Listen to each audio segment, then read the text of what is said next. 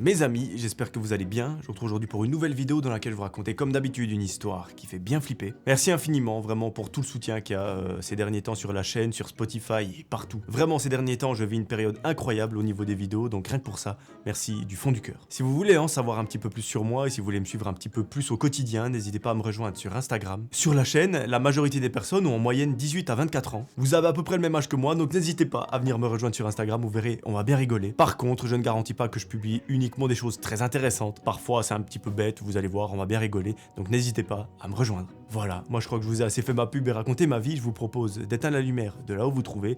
Et on est parti pour l'histoire du jour. Mes amis, cette histoire j'ai sélectionné. Pourquoi? Parce qu'elle est très intéressante. C'est une mécanique que je crois qu'on n'a pas vue encore sur la chaîne. Enfin, en tout cas pas à 100%. Et en tout cas, vous allez voir, vous n'aimeriez pas être à la place de notre ami Jonathan. À l'époque des faits, Jonathan nous raconte que tout va bien dans sa vie. Il a récemment emménagé avec sa copine, tous les deux ont la vingtaine, on ne sait pas exactement quel âge mais on va dire 25 ans, et il file le parfait amour. Au niveau de la santé, tout va bien, au niveau social également. Par contre, au niveau des finances, c'est un petit peu ric-rac. Étant donné qu'il vient de prendre son appartement, il nous explique que voilà, les fins de mois sont un petit peu compliquées. Et surtout, il y a un élément à prendre en compte, c'est que Jonathan, il vient de terminer une formation. Enfin, il ne vient pas exactement de la terminer. Il lui reste quelques toutes petites semaines avant de l'achever, et pour ça, il y a des examens à passer. Ces examens, c'est ce qui va dire si oui ou non, il peut travailler dans le domaine de ses rêves, la cuisine. Jonathan, la cuisine, c'est une discipline qu'il aime depuis tout petit. Pour lui, elle n'a plus de secret, mais par contre, c'est pas parce qu'il est très fort qu'il aura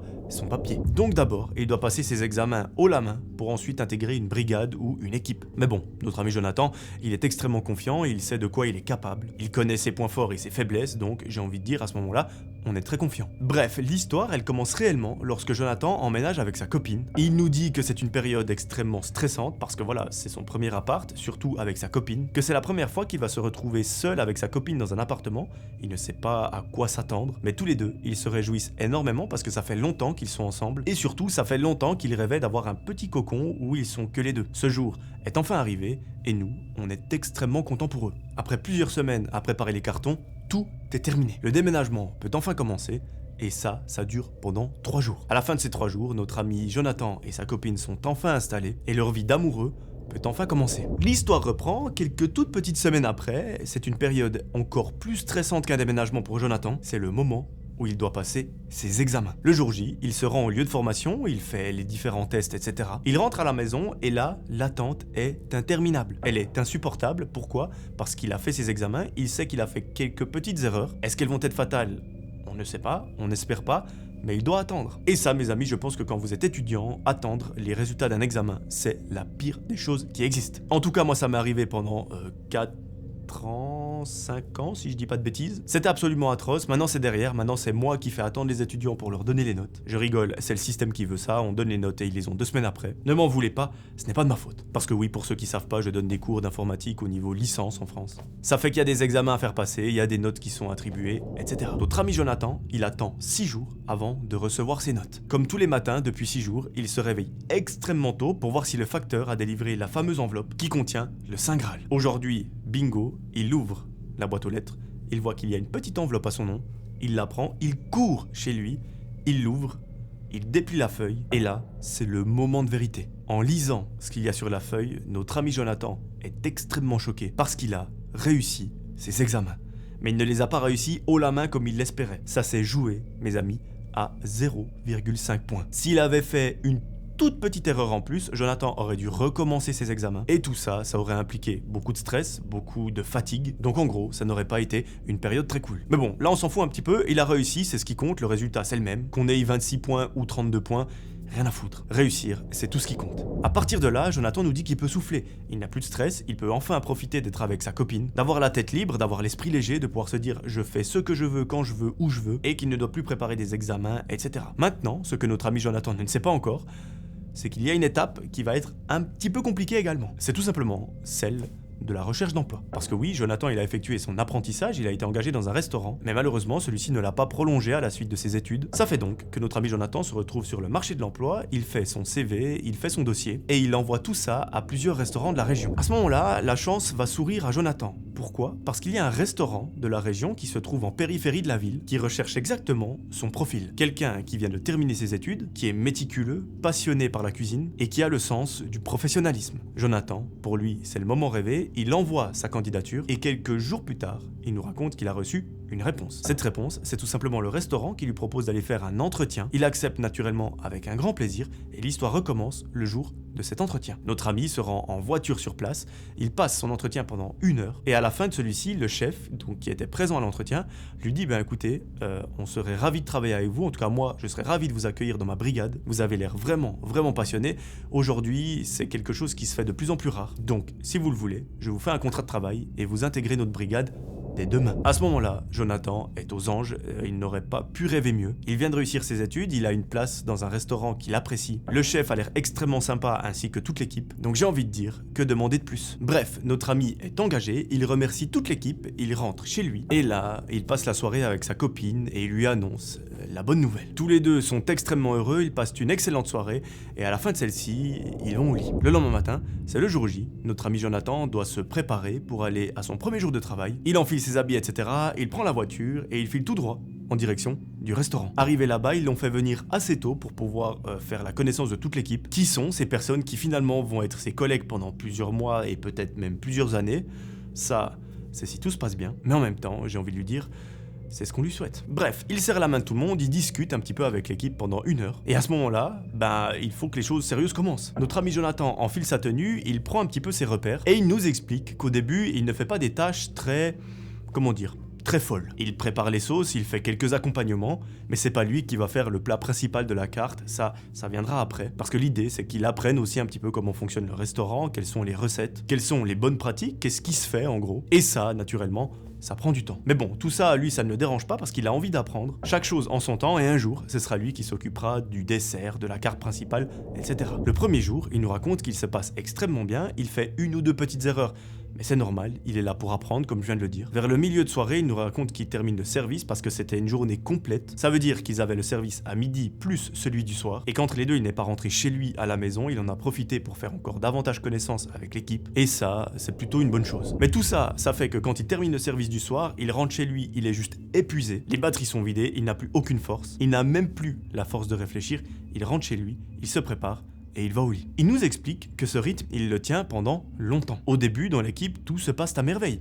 Évidemment, vu que c'est de la cuisine, il y a de temps en temps quelques petites tensions, mais c'est pas des tensions entre deux personnes, c'est des tensions que le métier impose. Vous devez rendre beaucoup de plats en même temps, et ce, très rapidement. Ça gueule un petit peu partout, enfin bref, c'est la cuisine en général. J'imagine que dans certains restaurants, ce n'est pas comme ça, mais...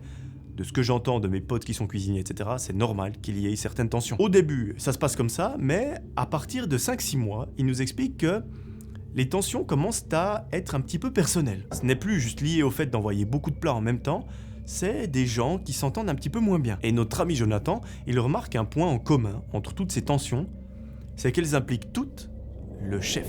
Vous me direz, ça peut être normal. Pourquoi? Parce que le chef, c'est celui qui dirige tous les employés, c'est lui le commandant de bord, c'est lui qui décide, c'est lui qui a le dernier mot, c'est son restaurant, donc c'est un petit peu normal. Il a entre guillemets le rôle de manager, en plus d'avoir le rôle de cuisinier. Ça fait beaucoup à gérer, mais voilà.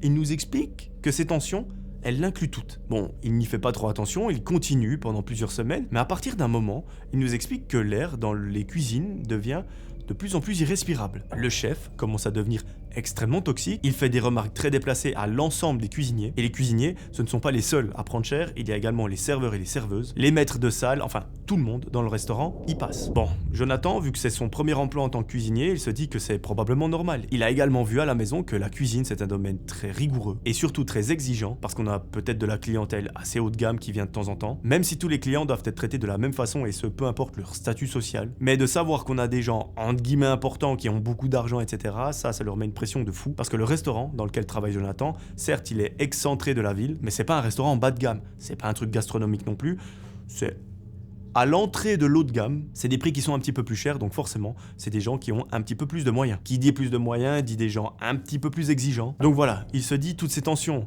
c'est normal, mais il n'a pas la présence d'esprit de se dire le chef commence à devenir un petit peu toxique, je vais faire attention. Et j'ai envie de dire, c'est tout à son honneur. Jonathan, lui, il veut faire plaisir à son chef, il veut bien travailler pour que le restaurant fonctionne bien. Mais vous allez voir que ça va peut-être lui jouer des tours. Un jour, Jonathan est au travail, il fait ses petites sauces, etc. Lorsqu'à un moment, le maître de salle arrive en courant dans la cuisine et il gueule à tout le monde: qui a fait la sauce? Il faut absolument que vous veniez en salle. Jonathan, il commence un petit peu à se chier dessus, il est là: mon Dieu, qu'est-ce que j'ai fait? Est-ce que j'ai empoisonné quelqu'un? Il dit: c'est moi qui ai fait, qu'est-ce que je peux faire? Le gars lui dit: viens avec moi. Jonathan s'approche du maître de salle, les deux marchent au milieu des clients qui sont assis en train de manger, donc c'est une ambiance assez particulière pour notre ami. Il arrive à une table, les bras dans le dos, et là, c'est une table de 4-5 personnes. Au début, Jonathan pense qu'il va se faire allumer par absolument tout le monde, que sa sauce c'est de la merde, qu'elle est dégueulasse, qu'elle est immangeable, enfin bref.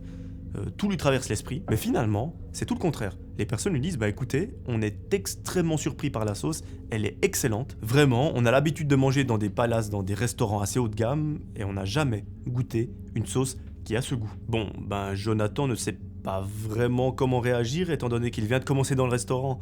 Il leur dit: merci beaucoup, je considère pas que ma sauce est exceptionnelle, mais je suis ravi qu'elle vous plaise. Et c'est là qu'on voit que Jonathan, c'est un très bon businessman. Il leur dit: écoutez, n'hésitez pas à revenir dans notre restaurant parce que je vais continuer de faire cette sauce, donc si elle vous plaît, elle va vous plaire les prochaines fois. Bon, tout le monde est content, le maître de salle raccompagne Jonathan dans la cuisine, et le service se passe à merveille. Il nous explique que vraiment, depuis qu'il a eu cette remarque, il est très heureux. Il a énormément pris confiance en lui, juste avec une petite phrase, et ça, c'est magnifique. Et vous allez voir, il n'est pas au bout de ses surprises.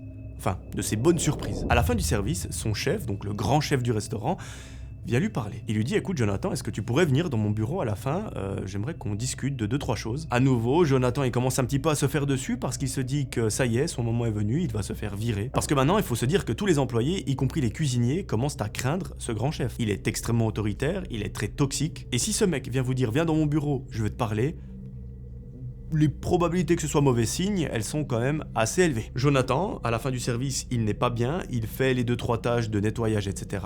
Et il avale sa salive, il va dans le bureau et il lui dit: me voilà, je vous écoute. Le chef est assis à son bureau, il lui dit: asseyez-vous. Jonathan, il se dit que c'est la dernière fois qu'il s'assied sur cette chaise, et le chef lui dit: écoutez, le maître de salle aujourd'hui est venu me parler d'un fait. Alors autant vous dire que je suis extrêmement surpris de ce qu'il m'a dit. Il m'a annoncé que des clients de chez nous étaient ravis de votre sauce, au point où ils vous ont fait venir de la cuisine pour vous féliciter. Jonathan, dites-vous que dans mon restaurant, il y a des gens qui travaillent depuis 25 ans. Ils n'ont jamais, et quand je dis jamais, c'est que c'est jamais, reçu une critique positive de la part de la salle. Et ils sont encore moins allés en salle en personne encaisser une critique positive de la part de toute une table. Jonathan, ce que vous avez fait là, c'est merveilleux, c'est extraordinaire. Et moi, j'aimerais vous parler aussi un petit peu plus personnellement. Bon, Jonathan est ravi. Il se dit que la conversation peut prendre des tournures un petit peu bizarres s'il commence à lui parler de sa vie privée, etc. Mais pas du tout. En fait, le chef veut lui parler de sa situation. Il lui dit: vous savez, Jonathan, moi je suis assez âgé, enfin, je suis pas âgé, mais je commence à le devenir. Mes belles années, moi, elles sont derrière. J'arrive gentiment sur la fin de ma retraite. Il faut que je regarde pour la suite de comment est-ce que je gère mon restaurant. Est-ce que je le transmets à quelqu'un? Est-ce que j'engage des gens? Tout ça, eh bien, je dois commencer à y réfléchir. Ce que vous avez fait ce soir-là, avec cette sauce, je vous cache pas que c'est quelque chose que je n'imaginais pas une seule seconde lorsque je vous ai engagé. Vous êtes la personne la plus jeune avec le moins d'expérience du restaurant.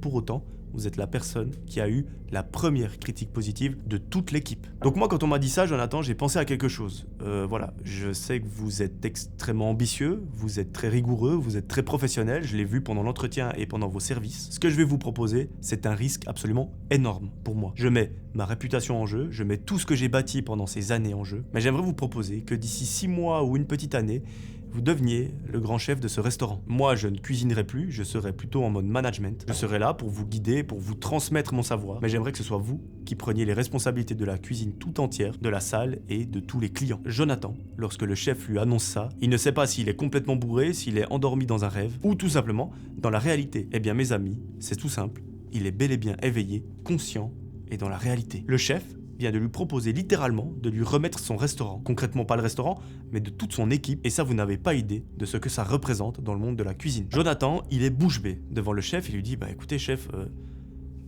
qui au monde peut refuser une telle proposition? Certes, j'angoisse un peu à l'idée de ne pas être à la hauteur, parce que voilà, vous avez de l'expérience, vous êtes reconnu dans le domaine, vous avez des clients assez haut de gamme. Je viens de commencer mon travail, j'ai terminé mes études il n'y a pas si longtemps que ça.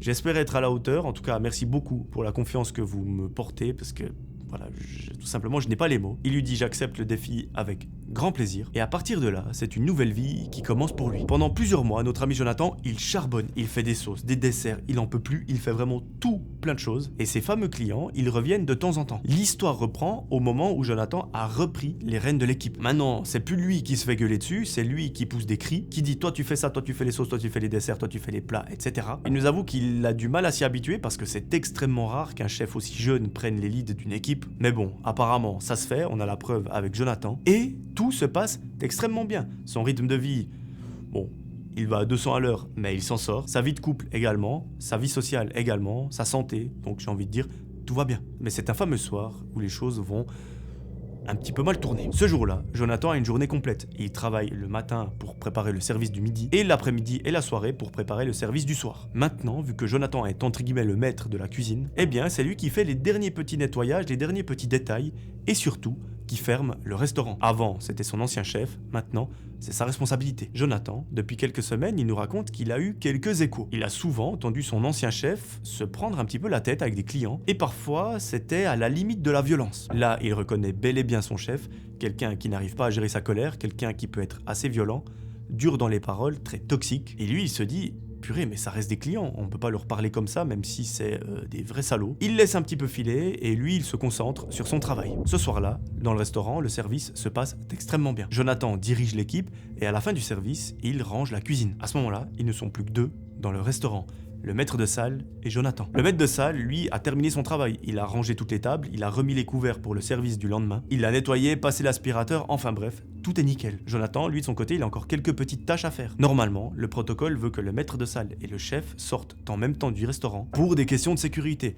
Jonathan, à ce moment-là, il lui dit écoute, t'as fini, on a bossé comme des chiens aujourd'hui, rentre chez toi, si tu peux partir 15 minutes avant, c'est avec plaisir. Le maître de salle le remercie, il enlève ses 2-3 accessoires et il rentre à la maison. À ce moment-là, à l'extérieur, il fait nuit noire, Jonathan est seul dans le restaurant et il est dans la cuisine. Il est en train de nettoyer 2-3 trucs lorsque soudain, il entend un gros boom dans la salle à manger. Bon, assez particulier, il se dit que c'est peut-être le maître de salle qui a mis une chaise en équilibre sur une table et que celle-ci s'est pété la gueule. Il arrête ce qu'il est en train de faire, il ravale sa salive, il va dans la salle à manger et effectivement, il voit qu'il a bel et bien une chaise par terre. Bon, bizarre, mais après tout, ça peut être le vent, un courant d'air, enfin, ça peut tout être. Il retourne dans la cuisine et il continue de nettoyer lorsque 3 minutes plus tard, le même bruit est entendu dans la salle à manger. Jonathan, il s'y rend à nouveau et là, à sa plus grande stupéfaction, il voit qu'il y a à nouveau une chaise qui est renversée. Sauf que là, mes amis, contrairement à la première, ça peut pas être le vent, ça peut pas être un courant d'air ou quoi que ce soit, parce qu'il est sûr et certain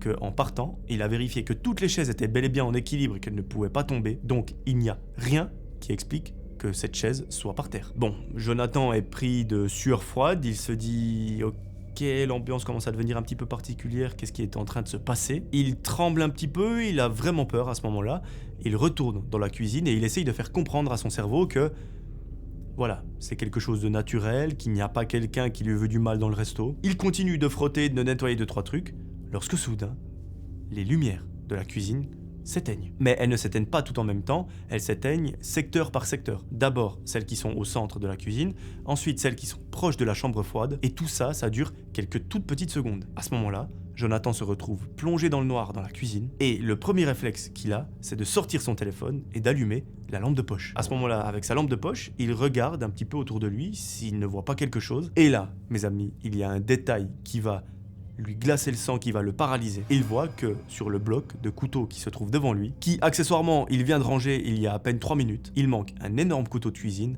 et ça, il est sûr et certain de l'avoir vu il y a à peine quelques minutes. Là, notre ami Jonathan se fait dessus. Il a un bon réflexe, mais à la fois, je sais pas s'il est si bien que ça. Il éteint sa lampe de poche parce qu'il se dit, voilà, si je suis dans le noir, la personne qui est actuellement dans le restaurant avec un couteau ne va pas me voir. Il se cache derrière la cuisinière, il observe devant le comptoir pour voir si quelqu'un apparaît, parce qu'en fait derrière il y a la vitre de la salle à manger, et vu que le clair de lune éclaire la salle, si quelqu'un passe devant, on verra forcément son ombre. Jonathan est là, en sueur, en train de trembler, il est full paniqué, il attend, il entend des bruits dans le restaurant comme si quelqu'un est en train de marcher, mais pas marcher en mode très speed comme s'il voulait faire vite, quelqu'un qui marche extrêmement lentement. Au moment où Jonathan s'apprête à se lever parce qu'il n'entend plus de bruit, il voit, derrière le comptoir, une silhouette qui passe très gentiment, qui s'arrête pile au milieu de celui-ci et qui se tourne en direction de lui. Là, dans sa tête, il se dit « c'est mort ».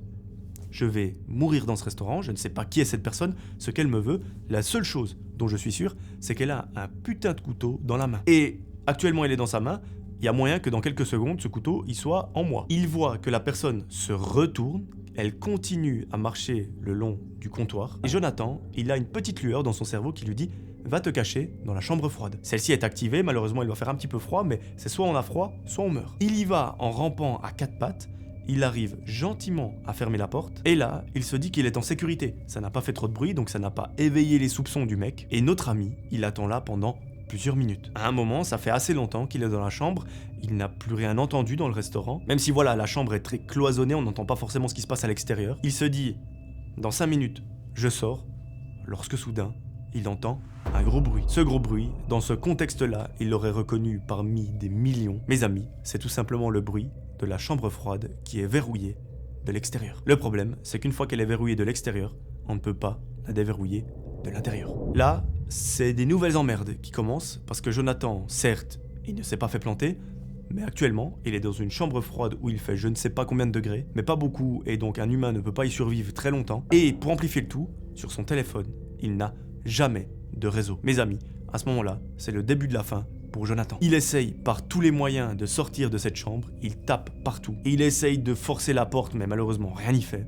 C'est une porte qui pèse des kilos et des kilos, enfin, c'est imbougeable. Il essaye de coller son téléphone à la paroi pour capter ne serait-ce qu'une barre de réseau pour qu'un de ses messages passe, mais malheureusement, il n'y a rien qui fonctionne. Jonathan se retrouve contraint à passer la nuit dans cette chambre. Le lendemain matin, la vie du restaurant reprend son cours, ses collègues arrivent sur place, et logiquement, au moment où les cuisiniers arrivent dans la chambre froide pour récupérer des aliments, ils voient Jonathan qui est allongé au sol. Il n'est pas tout à fait inconscient parce qu'on voit qu'il tremble encore un peu, etc. Il est en situation d'hypothermie sévère, et là, tout va très vite. Ses collègues sortent de la chambre, ils appellent l'ambulance. Jonathan est très vite pris en charge, dans l'ambulance ils lui mettent des couvertures de survie. Son corps reprend peu à peu une température normale, mais maintenant, ce qui compte, c'est pourquoi Jonathan s'est retrouvé dans cette chambre. Eh bien, pour une fois, dans une histoire, on a de la chance, les caméras de surveillance du restaurant fonctionnaient parfaitement et elles ont pu tout enregistrer depuis le début jusqu'à la fin. Ce qui s'est passé, mes amis, c'est qu'une personne rôdait autour du restaurant depuis plusieurs heures et malheureusement, on n'arrive pas à voir son visage.